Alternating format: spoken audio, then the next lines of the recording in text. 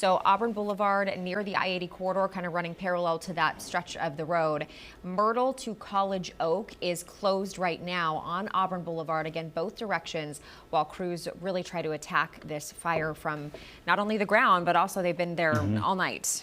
Yeah, firefighters have been battling those flames, I should say, for hours now. Your reporter Claudette Stefanian is live on the scene getting answers on where the firefight stands now. Good morning, Claudette. John and Dina, good morning to you. Yeah, things look pretty different from what we were showing you earlier. I mean, before we were seeing so much steam and smoke coming off the roof of this building. As you can see, it's calmed down substantially. And we know that the bulk of the fire that they were dealing with was focused on this building. Luckily, crews, they came in here, they knocked out that fire. But of course, they've been in the middle of these mop-up stages, and we still have crews that are out here this morning. And we know that this fire broke out around 2:30 this morning at a lumber yard along Auburn Boulevard.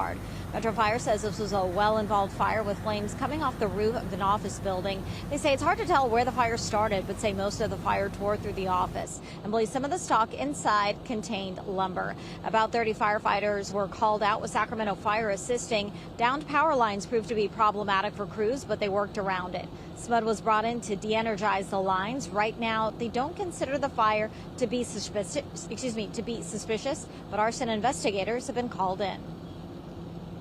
The one obstacle that we have when crews arrive, the first thing they do is they'll assess the situation to see what is happening with the fire, and they also noticed that we had power lines down. It was immediately announced that those power lines were down. Crews were able to maneuver around them, be able to actively fight the fire by being able to stay away from those power lines. SMUD arrived, they were able to de-energize, and we were able to have normal operations after that. Now, bringing you back out live right now, you're catching firefighters. They're out here with their hoses. Right now, they're spraying water on this building because at the end of the day, you know, there's still fire that's inside of some of these materials. So they got to make sure that this fire doesn't spark up again.